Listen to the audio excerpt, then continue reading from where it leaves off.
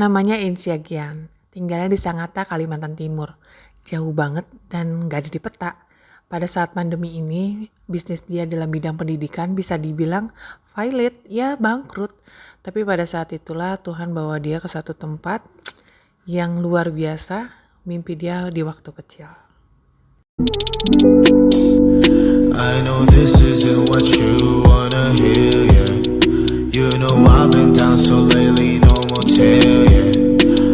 Pernah gak sih lo berpikir waktu kecil punya cita-cita ke Jepang, kemana? Kan zaman dulu mah ya kita orang-orang rakyat jelata ya kasih. Bener.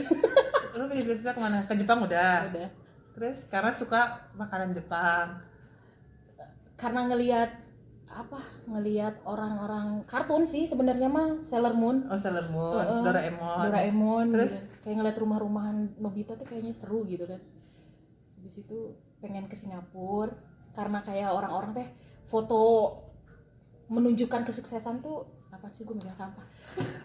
Kesuksesan tuh kalau foto di negara alien mana? gitu. Ya, oh iya. Gitu jadi si singa itu ya. Gitu. Terus habis itu dulu belum ngerti tuh nulis di kertas kan, jadi cuma ditaruh di pikiran aja gitu, gimana caranya aku bisa liburan ke sana gitu. Ya berjalan aja. Habis itu setelah udah punya mimpi kayak gitu, suka bahasa Inggris SMP, aku mikir kayaknya aku pengen ke negara yang pakai bahasa Inggris total supaya bisa ngomong bahasa Inggris gitu. Pikiran aku Australia gitu. Jadi bermimpilah one day bakal ke Australia. Iya, pengennya ke sana karena aku pikir yang paling masuk akal Australia. itu ke Australia. Dan singkat cerita tiba-tiba pas kemarin lihat di Instagram ini saudara yang sudah puluhan tahun tidak bertemu tiba-tiba post lah tiket mau ke Amerika di saat pandemi, orang-orang nggak punya duit, nggak tahu mau kemana.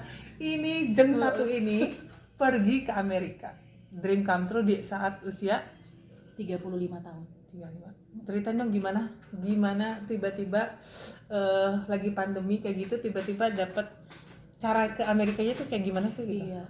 Sebenarnya sih dari beberapa negara yang aku datengin itu kisahnya itu sebenarnya polanya tuh sama, cuman beda ininya aja, variasinya gitu. Cuman selalu mimpi dan harapannya itu untuk mengunjungi tempat itu tuh karena pengen ngelihat kayak apa sih dunia ini gitu. Betul. Nah harapannya sebenarnya nggak tinggi, jadi harapannya cuma pengen datengin dan ngelihat kayak apa sih sebenarnya negara itu gitu.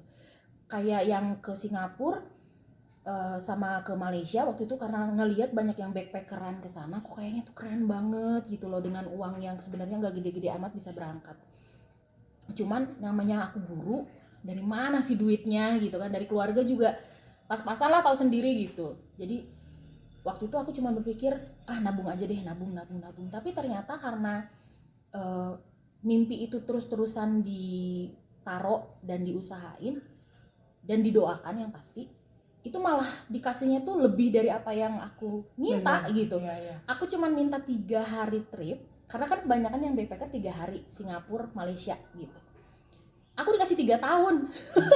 Wow. Ngajar di Malaysia gitu, jadi bener-bener ya ampun gitu, Malaysia sama Singapura kan deket aja ya gitu, ya bonusnya ke Thailand gitu. Jadi di 3 negara itu aku kerja di sana 3 tahun. Habis itu ke Jepang itu karena aku ngelihat wah kayaknya itu keren banget di film-film apa segala macam, terus ngelihat juga bokap pernah ke sana dan dia juga beasiswa. Aku ngerasa aduh aku pengen banget ngelihat Jepang tuh kayak apa. Terus aku ngelihat juga betapa mereka tertib banget. Terus teman aku bilang tahu nggak, di jalan-jalan di Jepang itu lu bisa gulung-gulung karena jalannya bersih gitu. Akhirnya aku berpikir masa sih, kayak apa sih jalannya bersihnya gitu, karena aku nggak pernah ngebayangin, nggak pernah ngeliat di Indonesia jalan ada yang bisa kita gulung-gulung gitu kan. Yes. Dan hal itu tuh cuman aku simpan dalam hati aja gitu, tetap didoain, percaya. Aku nggak tahu gimana caranya tapi aku percaya bisa gitu. Akhirnya satu hari teman aku bilang gue ada tiket gratis karena gue udah kerja di AirAsia 5 tahun. Teman aku dapat tiket, ayo pergi yuk. Kayak gitu aja gitu. Dapat tiket gratis. Berangkat ke sana dengan modal seadanya 3 hari bareng. Habis itu hari ke-4, 5, 6, 7 aku sendirian di Jepang. Nah di sana tuh banyak banget kejadian, nanti nggak selesai kalau ceritain, tapi intinya aku ngeliat dan memperhatikan anak-anak di sana gimana caranya mereka bisa ngantri Betul. gitu. Tapi maksudnya kerennya bener, maksudnya mimpi-mimpi kita yang kecil yang mereka anggapnya ya lu hanya ke Malaysia, yuk hanya ke Singapura, mungkin lu ke Jepang. That's why mungkin bagi mereka itu mah hal kecil, tapi Iya. mungkin lu tuh jangan jadi minder.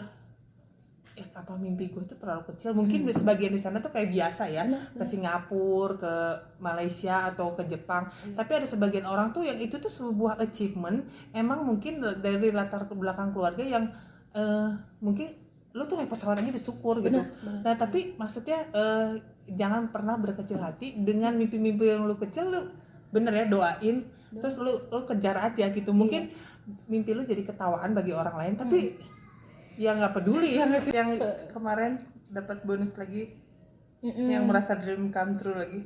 Iya sih, yang terakhir ini tuh kayak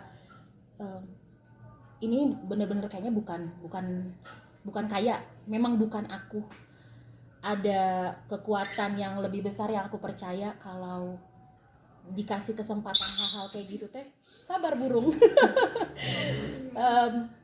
Ada rencana lain di balik itu gitu. Jadi waktu aku berangkat ke sana itu dengan beasiswa full scholarship itu untuk sebenarnya lebih ke pertukaran profesional gitu.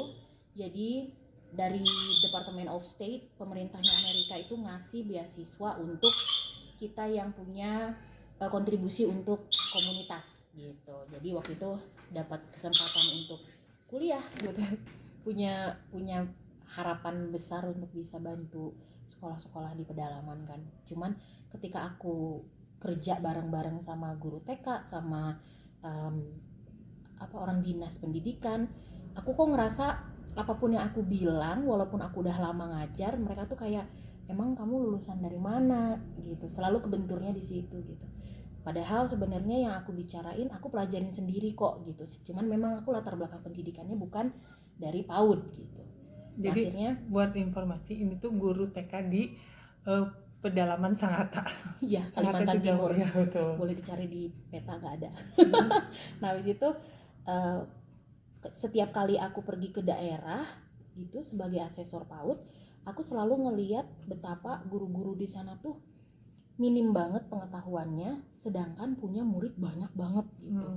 Dan aku berpikir kalau misalnya anak-anak ini dididik dengan seadanya, sayang banget ya, apa yang akan terjadi nanti gitu kan, sayang banget gitu. Jadi aku berpikir kayaknya aku harus berkontribusi nih buat mereka gitu.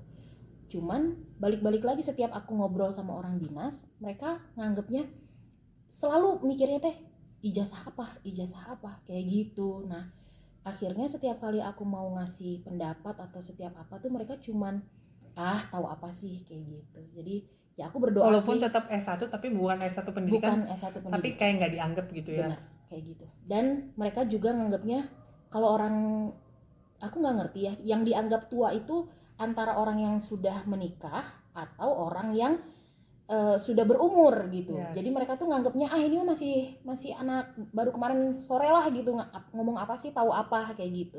Padahal aku ngajar udah lama gitu loh, tapi mereka selalu nganggapnya seperti itu gitu. Jadi pada saat itu aku berpikir, aduh gimana nih caranya ya gitu. Nah tiba-tiba singkat cerita ada kesempatan untuk itu. Dulu kan aku cuma mikir belajar bahasa Inggris ke negara yang pakai bahasa Inggris gitu.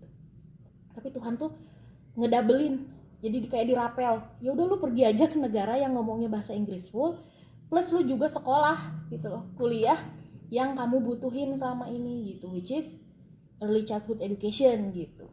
Jadi bahasa Indonesianya tuh ngambil kuliah atau ya belajar tentang istilahnya mah jadi guru TK. Lo bayangin nggak, di Indonesia kan nggak ada kan kuliah khusus ini guru TK early childhood, tapi ini harus ke negara, ke luar negeri istilahnya ya. Kayak gitu. Di Indonesia ada untuk S1 PAUD. Ada ya S1 PAUD ya? Ada S1 PAUD, ada udah cukup banyak juga. Hanya itu kan harus ngambil 4 tahun. Dikasih kesempatan untuk beasiswa dari Fulbright Indonesia untuk ke Amerika gitu.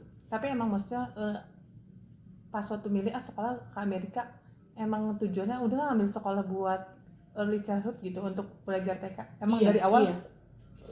Emang panggilan aku di situ karena dalam pikiran aku tuh aku pengen bantu negara ini, berpikir kalau misalnya kita cuman komplain-komplain doang gitu kan ya, oh pendidikan Indonesia begini gitu, apa artinya gitu. Jadi itu bikin aku cukup galau gitu, dan aku berpikir untuk mendamaikan diri aku sama diri sendiri itu ya harus nyemplung gitu loh, harus Iya, dikerjain gitu. Jadi aku berpikir mau perbaikin sesuatu kan harus mulai dari dasar ya gitu.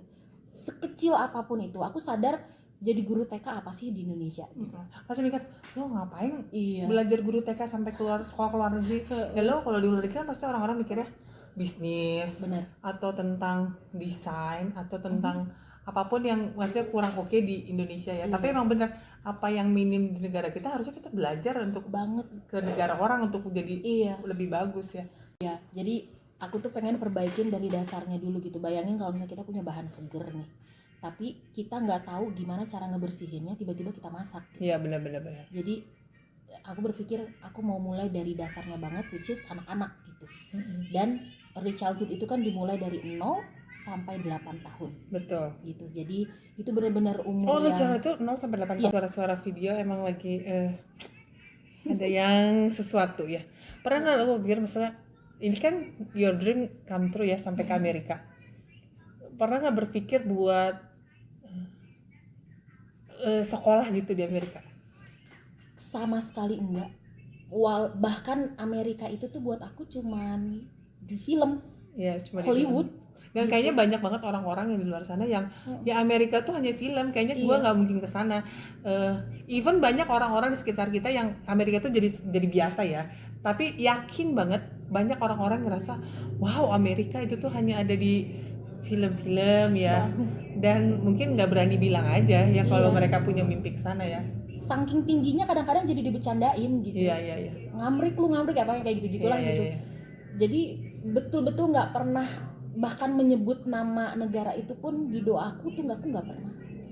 Jadi pikiran aku ya Australia udah gitu. Karena Australia paling deket lah. Paling deket dan lebih masih masuk akal. Iya. Nah, yang dikasih tuh kayak di luar bayangan aku gitu. Terus waktu itu gimana sih caranya bisa akhirnya dapat tiket ke Amerika buat sekolah dan semuanya dibayarin kan? Hidup semuanya dibayarin. Semuanya. Iya.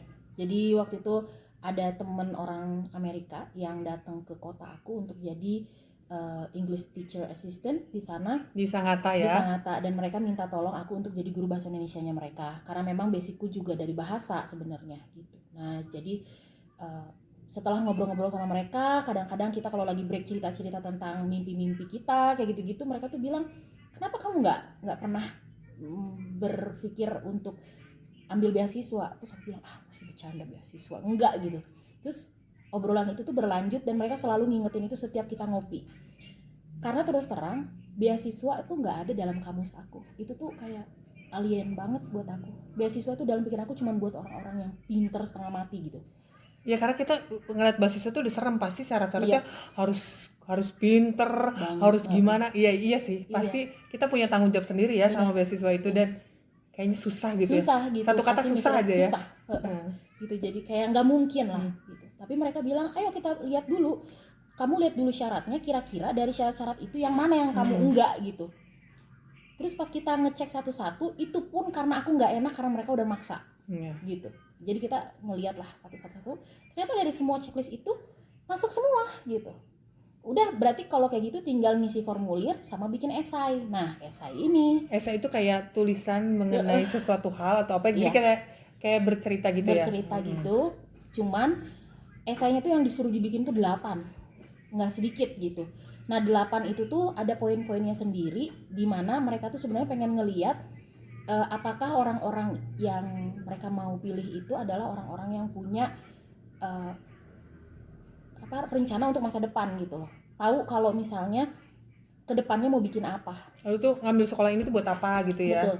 Dan kenapa kamu harus dibayarin? Apa sih nanti efeknya? Kita udah ngebayarin kamu, terus gunanya kamu buat apa gitu. Jadi beasiswa ini buat orang-orang yang punya tujuan kayaknya.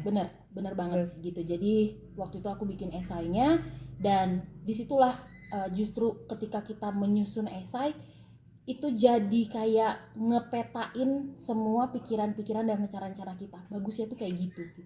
Karena dia tuh berurut sampai dari kamu itu siapa, apa yang lagi kamu kerjain, apa yang mau kamu kerjain, dan apa target kamu. Kayak gitu. Jadi semuanya tuh tersusun gitu rapi. Dan ketika menulis itu tuh terus terang itu emosional banget gitu.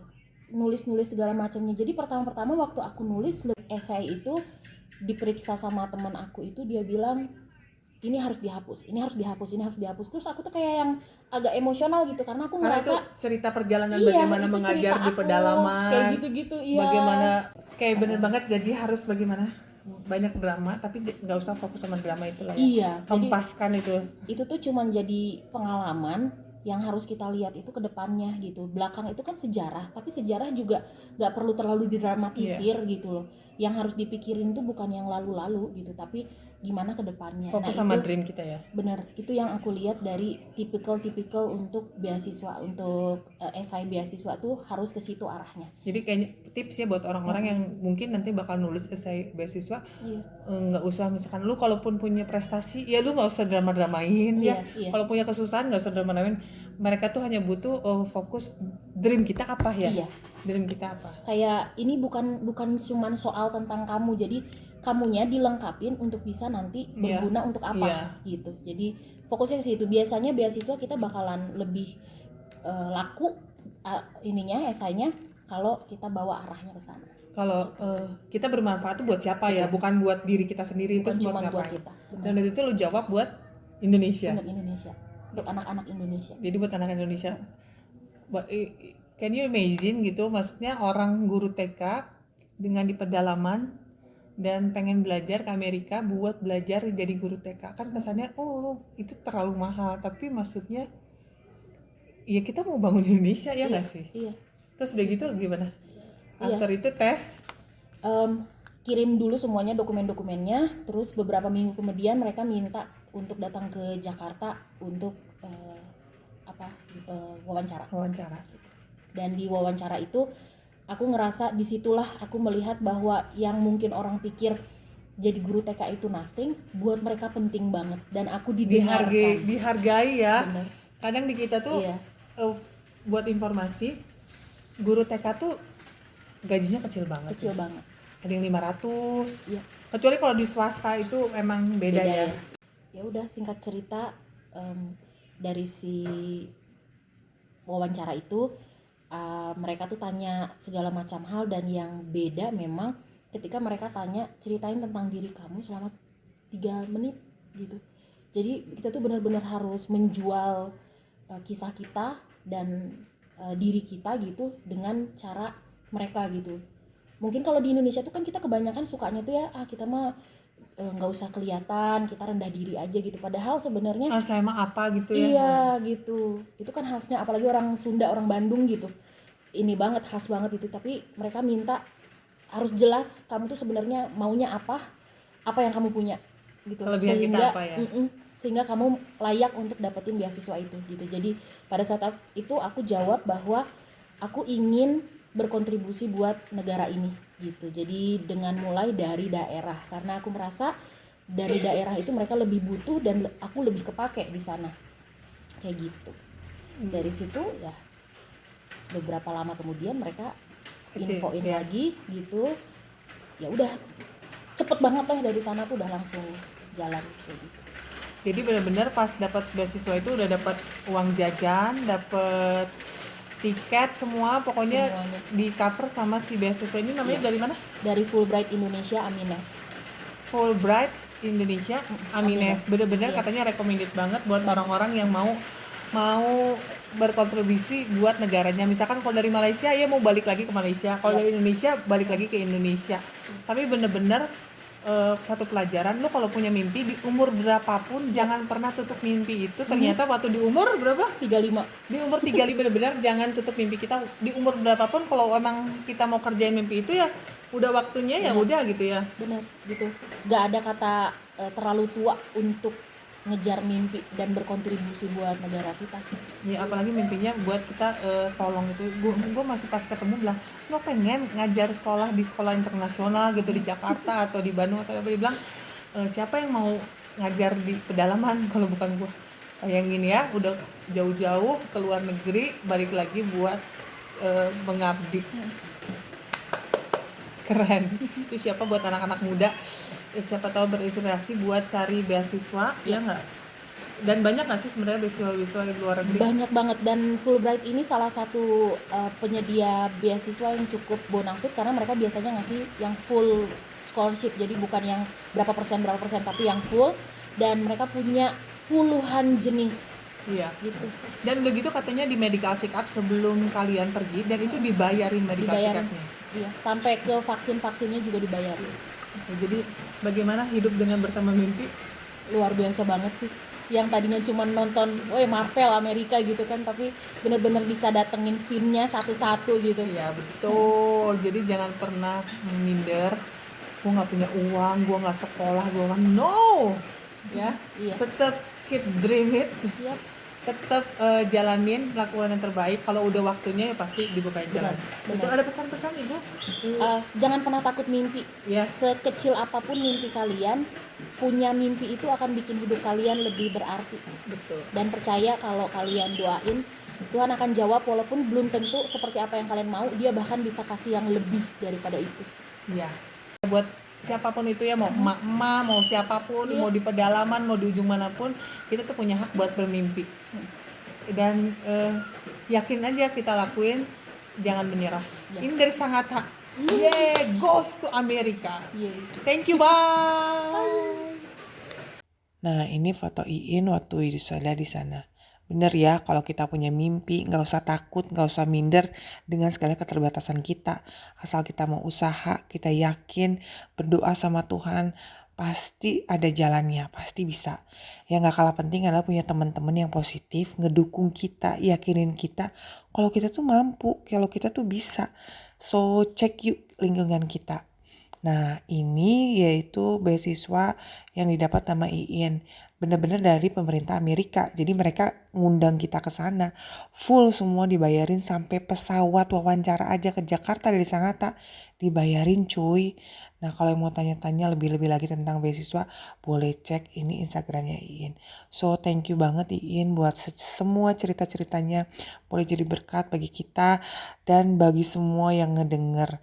Selalu jadi berkat dimanapun Iin berada ya. Thank you. Nah, kalau ini yaitu TK atau PAUD yang ada di Sangatta sana. Iya. Pakaiannya, tersenyum atau tidak, suaranya kuat atau tidak. Iya.